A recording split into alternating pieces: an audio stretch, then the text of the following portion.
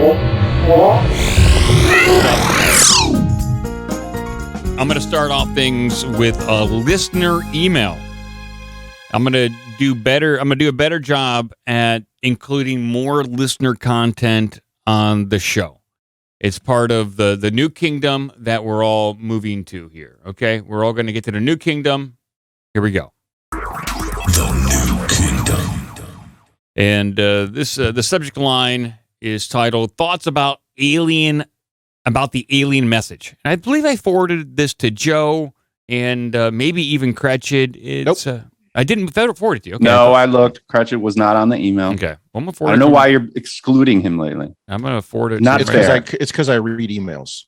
Yes. I'm going to forward it to you right now. I do not read Instagram, Tickety Talk, Snip Chimps, Instacams, all the other stuff. But this is titled "Thoughts about the Alien Message," and this is from Jonah, Jonah, So thank you for writing in. And he goes on to say, "Hey, Mike, I've had this thought for a while, but I haven't had anyone to share it with.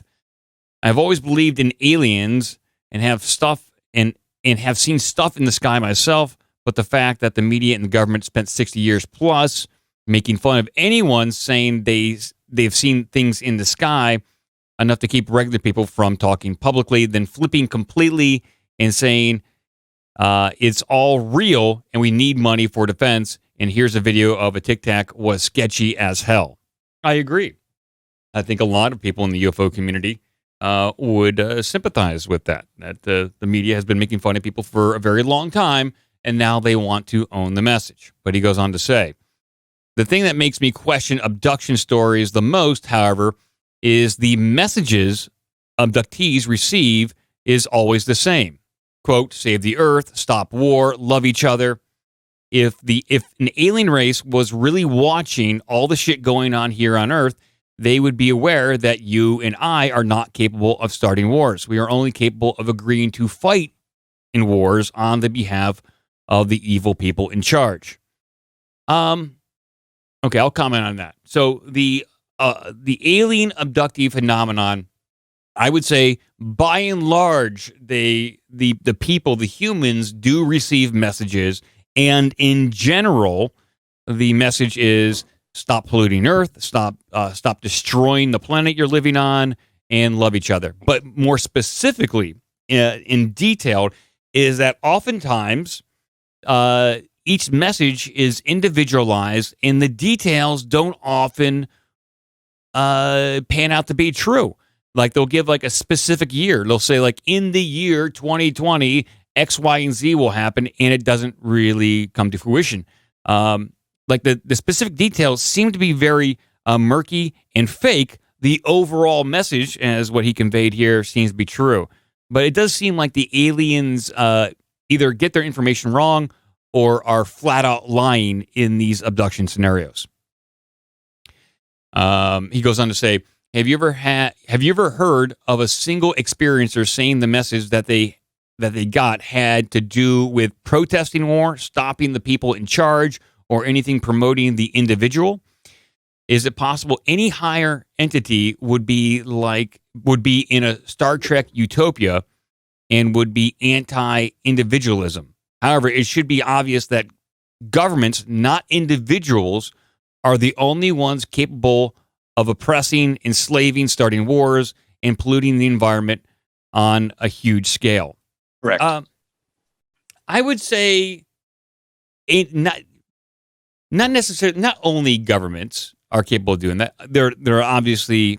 What would be the motivation if you're sitting there in Ukraine and you're just like, hey, let's just start bombing the east part because they don't like Russia? You think a bunch of people would go out, buy bombs, and shell East Ukraine? Not necessarily. No, in the individual. Just for yucks? No, you know what I mean? I would say not the individual. I'd say he's mostly right there. So governments are a huge contributing factor to pollution, damaging the environment, starting wars. But I would also say a motivating factor, very large bureaucracies, very large corporations often pollute and have a motivation to talk in the ear of government to start wars for money and gain. Yeah, like any kind of defense contractor, that kind of group. So any large bureaucracy are the ones that have the tools to damage this planet and start wars. So I don't think you get those. I don't think you get those without government. Possibly. It's tough to know. I think without government, you would see a rise in very large businesses. I think people just tend to, or businesses tend to pyramid in like a giant pyramidal structure. I think but then you wouldn't have the power of the state, the monopoly on force, where you could, it would, if it was all voluntary, like if we're all working together, like this is communism's wet dream, is that people are going to be productive without having to do shit. But actually, if you do have to shit, you do have to do shit. Like, you want to eat, be like you, Mike, you have to do chickens and then somebody else has to make beds. It's like all voluntary. You can't use the arm of the state to force people to do shit. But that's how it happens. I would agree for the most part. But when it comes to what this guy's writing about for the alien abduction scenario, the aliens seem to be talking to the individual and they're not addressing the state. They're not addressing the governmental factors for whatever reason. Sure. Because yes, the individual, is very tough for us to stop a war by ourselves. I've tried. It's not easy. No. It's not easy. No, I can barely break up a fight at Chuck E. Cheese. Yeah, no shit. He goes on to say, we can all love each other, and I try really hard to do this, but unless we unify in a way that those in charge cannot ignore, we can't stop wars or oppression or the bombing of poor brown people over there. There isn't much one person can do to move towards said utopia. I agree. The individual is relatively powerless in these giant states that we live in. You can get together with your friends and family and protest, but that doesn't seem to do too much. The aliens' message as displayed here seems to, I don't know if it falls on deaf ears. I think a lot of people would like to move to a utopia, but the aliens are giving messages to people who have very little power to do anything about the world in which they live in. He goes on to say, I would love to hear your thoughts on why the alien message is always the same and seems to lean towards submitting to a one world government. It would seem to indicate that this message is spread by people in charge and not from entities or an alien race from a higher place. I'll readdress this and then I'll comment. I've heard you and others suggest, if not all, alien abductions are really military operations. My labs, military abductions, along with cattle mutilations and the Skinwalker Ranch type of stuff. This seems to support that idea. Love the show and blow me up. So here we go. We're going to blow them up. So I would say it's a bit of a mixed bag, and it's not a black and white issue. You can't look at any sort of phenomenon like this and say it's all the government or it's all aliens or anything like that. So I think that when it comes to the military involvement with alien abductions, I think the military since the 40s was aware of some strange things going on. They didn't know exactly what to do, and so they took a position of fake it until you make it. That the military was aware of abductions going on, so they decided to abduct people on their own to see what kind of information they could get and to steer the narrative in the direction that they wanted. Yeah, it's almost like when you're looting a store and like there's, a dozen or more people doing it. You're like, I guess I'll take a few things. Yeah, you're there. Why not participate?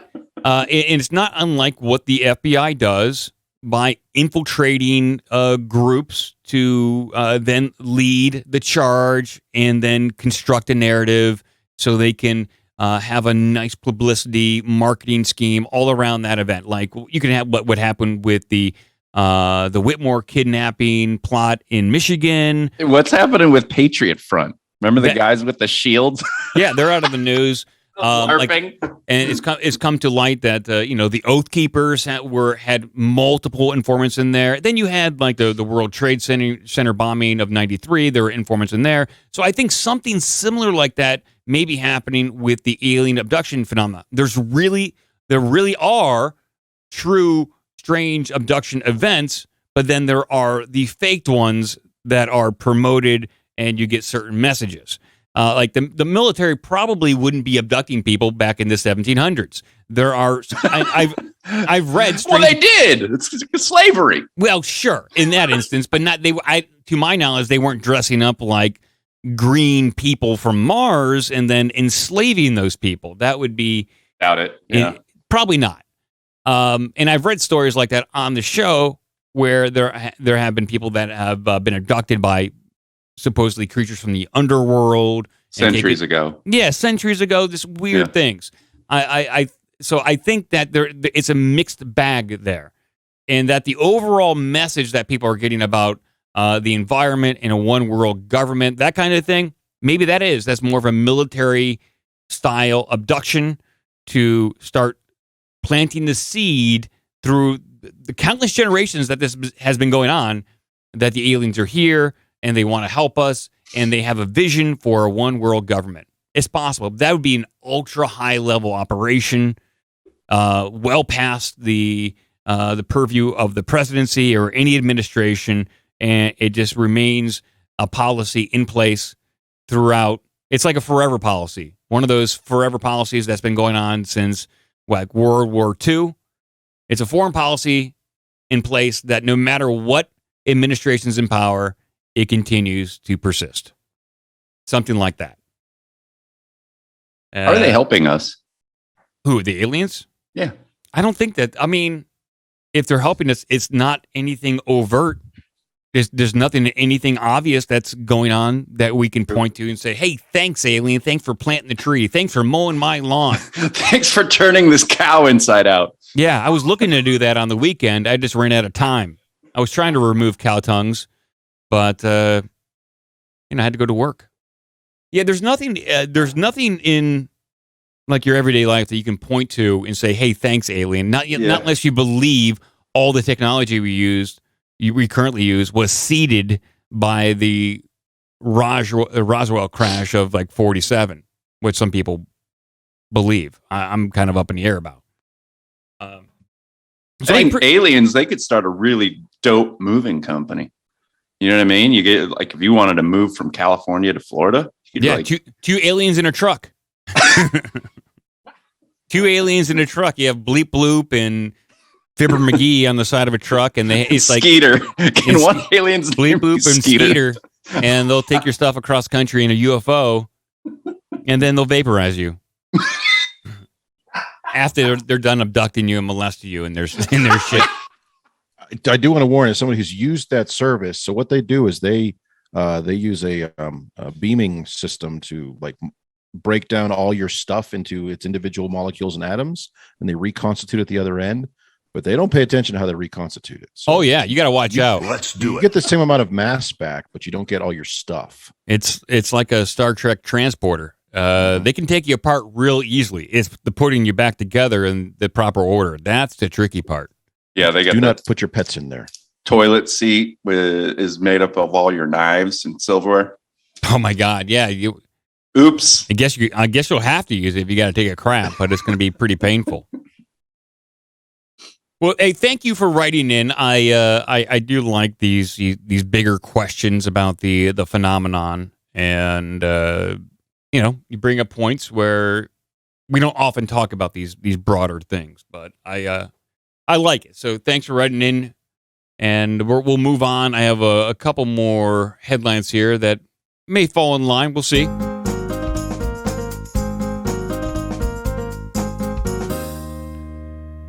Let's see here.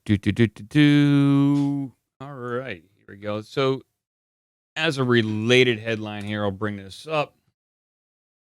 We just have a lot of headlines right here. Bring this up on screen. Oh, yes. Headline: fewer people are skeptical of alien visitation now than in the 1990s. Yes, absolutely. Here we go. Okay, I think my hold on a second. What'd you do? I think some of my sound drops are not working. Yeah. Interesting. Yeah, like I have like a bunch of sound drops that I should have open and they should play, but they're not. They're not playing at all. Just make the noises yourself then. Okay, I'll try. Well, I'll just read this headline here, and hopefully the sounds will come back. All right. A new YouGov poll has indicated that more people now believe that UFOs may be extraterrestrial in origin. So I guess the previous conversation we had, like about this partially being a psyop, well, then I guess the psyop's working. The survey, which asked a random selection of the U.S. population about their views on UFOs and extraterrestrial life, provided an interesting insight into opinions on the phenomenon and indicated a significant increase in the level of belief in alien life since the 1990s. When asked, do you believe that UFOs are probably alien ships or alien life forms, or they have some natural scientific explanation? The results were almost a three-way tie, with 34% saying UFOs are aliens, 32% saying that they don't know, and another, 34% saying it's aliens, and then 34% saying they don't know, and then 32% saying that UFOs had a natural explanation. When the same question was posed in 1996, only 20% said aliens, 29% said they don't know, and a whopping 51% believed that there was a natural explanation. So quite a significant change since the 90s. Another poll conducted at the time, which asked whether we are likely to make contact with an intelligent alien within the next 50 years, found that only 4% said yes, while the same question posed in 2022 yielded the result of 13%. For those who voted no, the figure had reduced from 69% to 39%. For the survey, YouGov also asked people who had personally witnessed UFO whether they believed it was alien in origin or something with a conventional explanation. 34% said they believed it was alien, while 43% thought it was a natural phenomenon. The remaining 23%, meanwhile, simply stated that they weren't sure one way or another. So the public is being swayed. Since the 90s, certainly it seems like the public is ready to accept an alien presence, or they're at least ready for the government to say the things flying in our skies are aliens and they may be here contacting us. Let's do it. Possible. We should send up our best planes and shoot at them. I think they tried that in the 50s.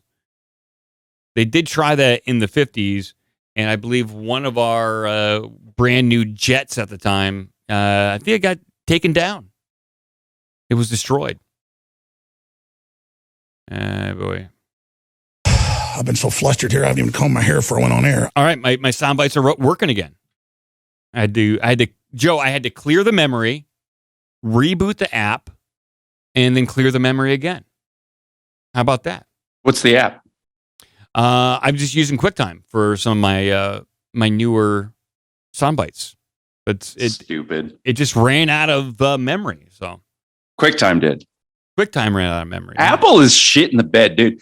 I don't know if I said it on the show, but like at one point, actually 2 points, the computer wasn't taking a charge from the charger it came with until I restarted the computer. What the fuck is that about? Is that one of those new M1 Macs? Yeah. Okay. Yeah, I've had significant sound issues with the brand new M1 Mac. Whereas my previous computer was the Mac Intel, and it was a beast. I could load it up with a bunch of resource-consuming applications, and it didn't crash. And I didn't have any like flubbing of sounds or applications that just wouldn't play anything. It seemed to handle it very well. But now my new M1 Mac, it seems like if you have one application open, it does that very well. But when you're organizing a large show like this, it seems to falter quite a bit. They got some work to do. I agree. Even though it seems like everyone's going goofy over this new M1 chip, I'm not impressed. You know what? I am impressed because it starts up. If you do have to restart, it's like up and running within like 20 seconds. It's crazy. Okay, that's nice, but you can get that because it doesn't really turn off. Like the computer doesn't really turn off anymore. All that like active memory, it's still living in the kernel. That kernel keeps alive, and it makes it for a fast boot. So that's nice. I agree with that. All right. Well, I'll move on here real quickly. And because it is Saturday, I think I'll treat everyone to a brand new micro song. Oh, yes, a brand new micro song. Is this one about Micro? No, this is not about Micro, the guy from Dirty Jobs. I haven't been able to write that one yet. I've been a little bit of writer block on that one. But I got a brand new one. People are loving the micro songs. And here's a brand new one called Smell the Chickens. Oh, yeah. Here we go. I smell the chicken, you smell the chicken, and we smell the chicken.